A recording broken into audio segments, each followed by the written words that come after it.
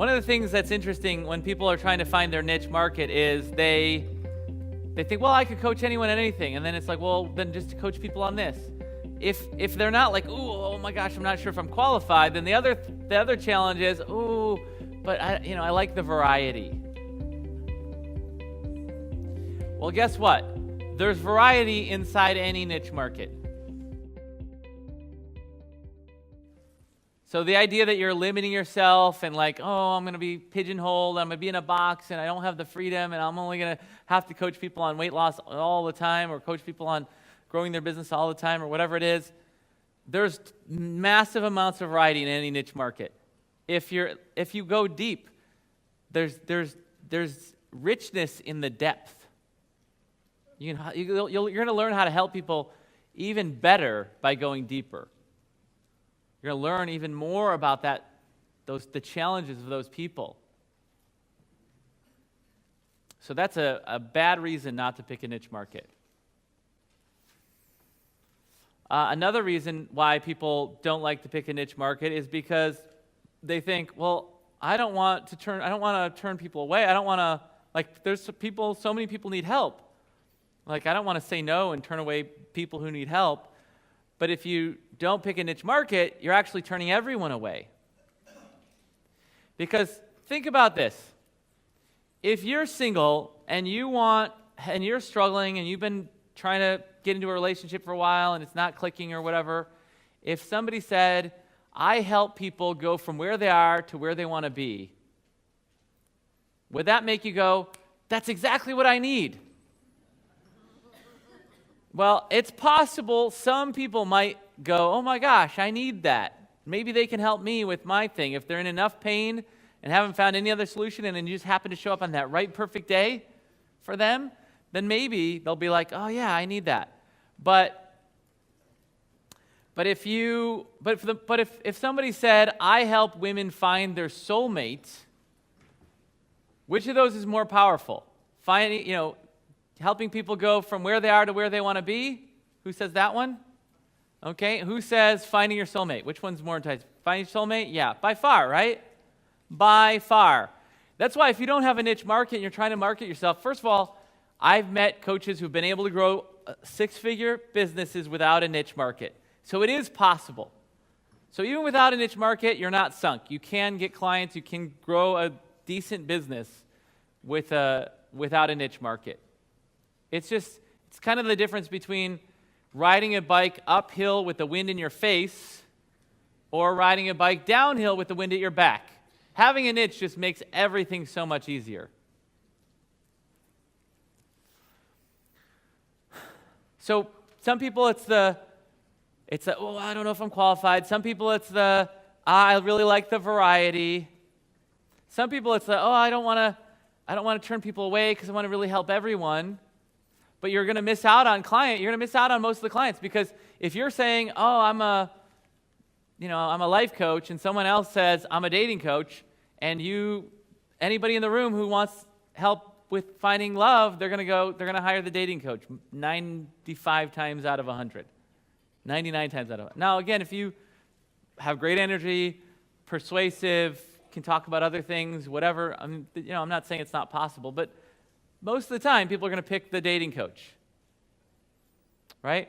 If you are a generalist and you're like, I help people, bridge the gap from where they are to where they want to be, and somebody else says, I help women over the age of 45 get back down to their ideal weight and stay that way. I help them get finally thin forever, or whatever it might be, right? And somebody and you're a room full of people who want to lose weight, and somebody's like, I'm a life coach, and people are going, oh, that's really interesting. And somebody else says, oh, I help women lose all the weight they want and keep it off forever. Which one do you think they're going to be like, oh, can I get your help? Can I get your report? Can I buy your book? Can I hire you? Can you help me? Who's going to have that response? The generalist coach or the weight loss coach? The weight loss coach, right? So you're competing. You're in trouble if you're not. You know what I mean? Again, it's possible to have a successful business without a niche market, but when you have a niche market, it makes it so much easier. Can you see how much easier that makes it? So the other reason why people don't pick a niche market is because they're afraid to pick the wrong one. What if I pick the wrong niche and it's not really my true niche that's the right one for me? Well, to that I say, it's far better to pick the wrong niche than to pick no niche.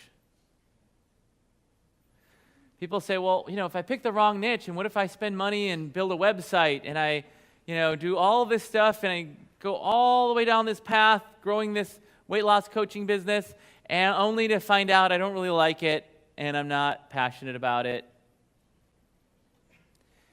Well, guess what?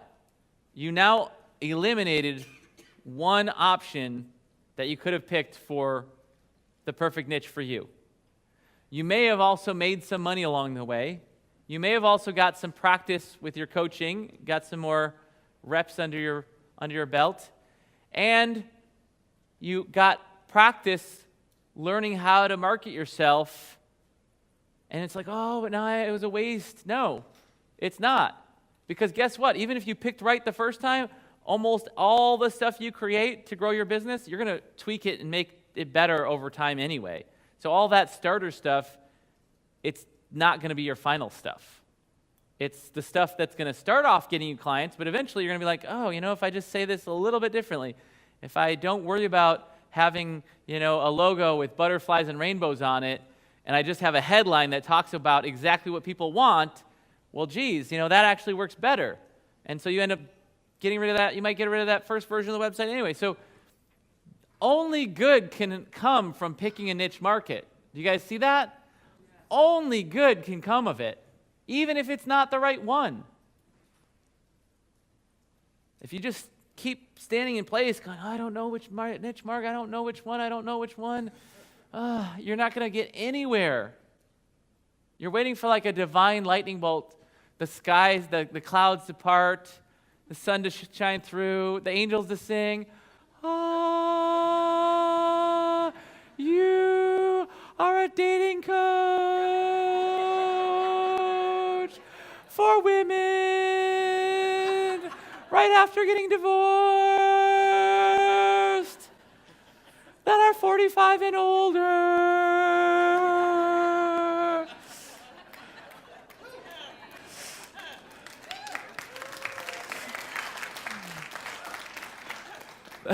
It just ain't gonna happen. Maybe for like 3 people in here, and you already know your niche already, so you don't need to figure it out.